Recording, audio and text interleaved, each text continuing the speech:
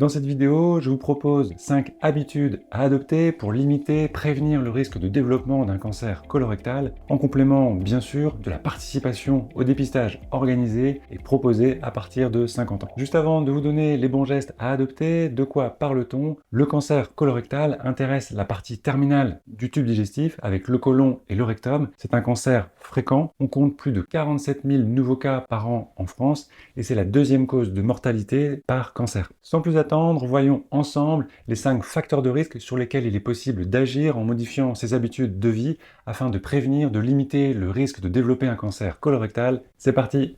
Tout d'abord, la consommation d'alcool. Alors l'alcool, bien sûr, c'est pas bon pour la santé, là-dessus je vous apprends rien, mais c'est vrai que la consommation d'alcool, elle reste très importante, très ancrée culturellement et socialement en France. Dans une étude réalisée en 2015, on estimait qu'un cancer colorectal sur 5 était attribuable directement à la consommation d'alcool. Si vous consommez de l'alcool pour limiter les risques sur votre santé, les recommandations actuelles préconise de ne pas dépasser 10 verres par semaine, de ne pas dépasser 2 verres par jour et bien sûr pas tous les jours avec au moins 2 journées sans consommer d'alcool. Deuxième facteur de risque sur lequel on peut agir, c'est le surpoids, l'obésité. Alors l'obésité, ça augmente le risque de diabète, d'hypertension artérielle, de maladies cardiovasculaires, mais ce qu'on sait peut-être moins, c'est que ça augmente aussi le risque de développer un cancer. Parmi ces cancers attribuables au surpoids et à l'obésité figurent le cancer du sein et également le cancer colorectal. Rappelons qu'en France, plus de la moitié des adultes sont en surpoids et que l'obésité concerne 8 millions de personnes en France. Troisième facteur, le tabagisme.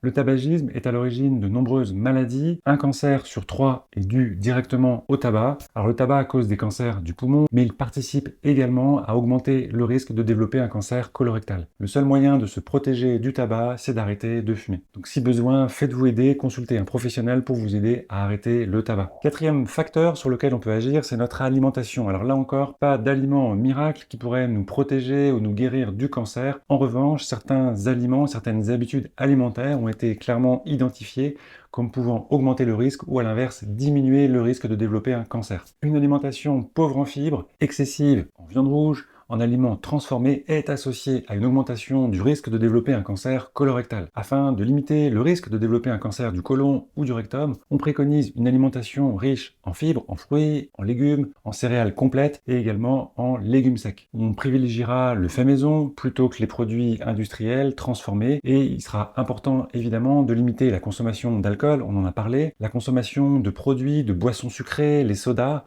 On va limiter également les aliments industriels, les produits salés et on va limiter la consommation de viande rouge qui ne devrait pas dépasser 500 grammes par semaine. Dernier facteur sur lequel il est possible d'agir, c'est la sédentarité, l'activité physique. Une activité physique régulière préserve, protège du risque de développer un cancer colorectal. La majorité des adultes n'a pas une activité physique nécessaire pour rester en bonne santé. On passe trop de temps assis derrière nos écrans. Pour rester en bonne santé, les recommandations actuelles préconisent au moins 30 minutes d'activité cardiovasculaire tous les jours, ou au moins en tout cas 5 fois par semaine. Donc c'est marcher vite, faire du vélo, courir, et puis 1 à 2 fois par semaine des séances de renforcement musculaire et des exercices d'assouplissement.